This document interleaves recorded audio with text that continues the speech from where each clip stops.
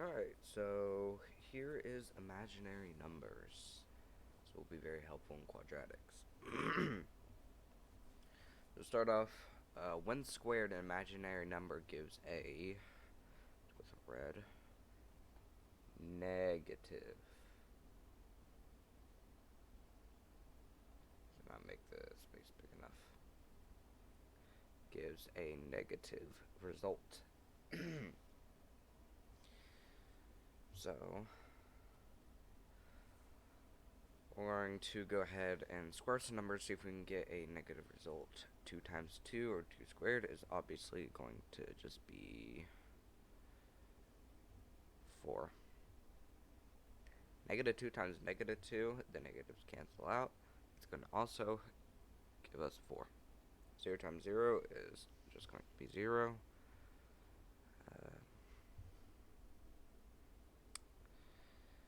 Am I writing? 0 0.1 times 0 0.1 is just going to be 0 0.01. None of those are negative answers. However, what if we think that there's a number which we are going to call I, or not to get confused with 1 or an absolute value bar, we're going to stylize it like this. We're going to call it imaginary. And let's say this number times itself, or equals -1.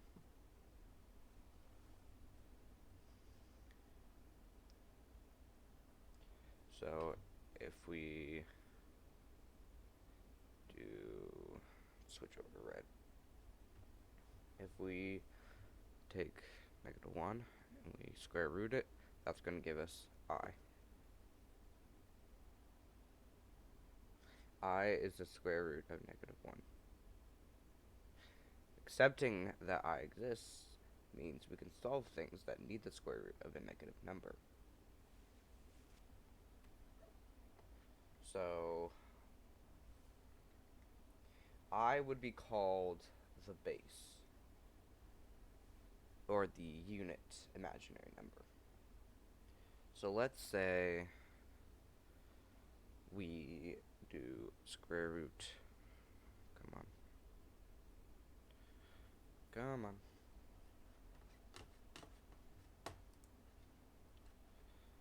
Say we do square root, why are you not working? Square root of -9. Now, because it is a negative number, we're going to have I attached to it. We're simply going to focus on, come on. There we go.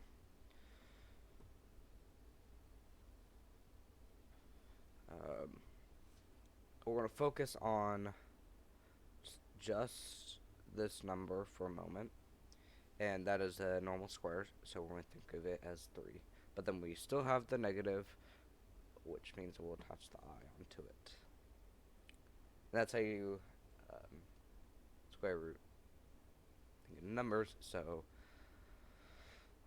3I times 3I will equal -9.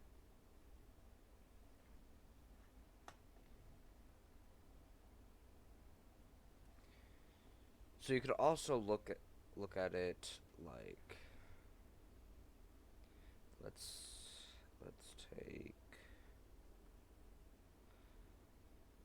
just take the same number, square root of -9. You can also take the square root of -1 out and look at it as I root 9, and that'll get you 3I.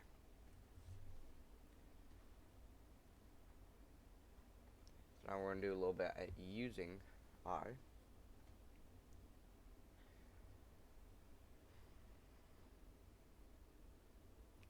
So let's say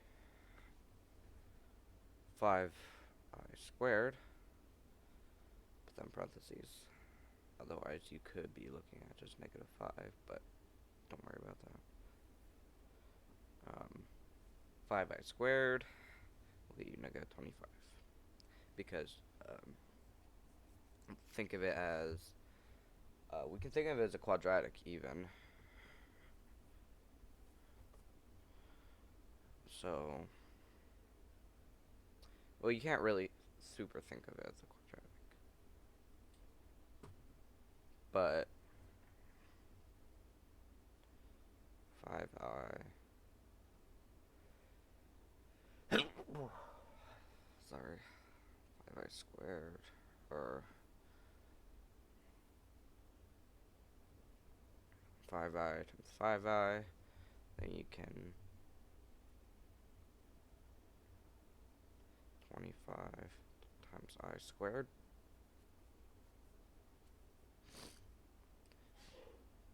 which I squared, if you remember, is equal to -1.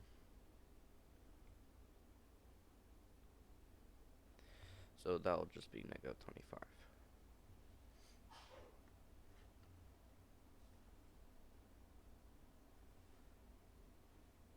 So we can also use this to help solve quadratic equations. We'll just take a brief look at it. We'll get into that more later. Let's say +1 equals 0. Now normally you can't solve this because x squared would equal -1, which you can't do. However, using imaginary numbers, we can solve this. And this is simple. Square both sides, and you'll get square root of -1 equals x plus or minus, which will just get us plus or minus I equals x.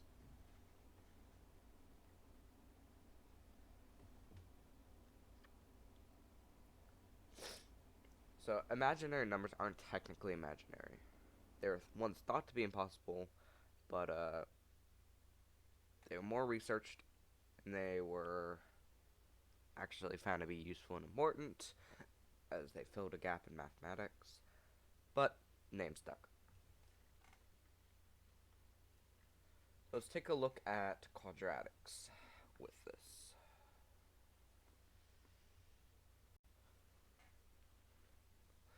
Let's take a problem.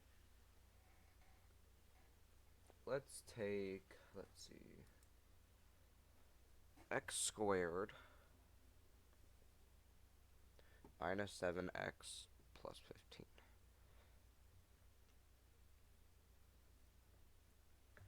And normally, this isn't factorable. Well, it's not factorable regardless. But with the use of the quadratic formula, we can solve it. It's for its zeros.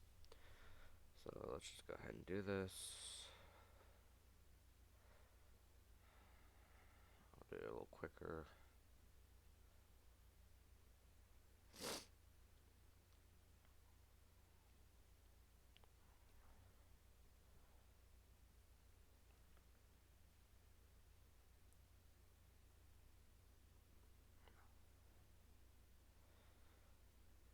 And then we can simplify that to I root 11 all over 2.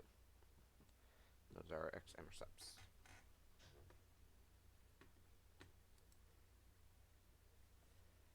So now, to end it off, I am going to show you what happens if you square or cube or raise it to a power of whatever. So let's say, so we know I is equal to square root of -1. I squared equals just -1.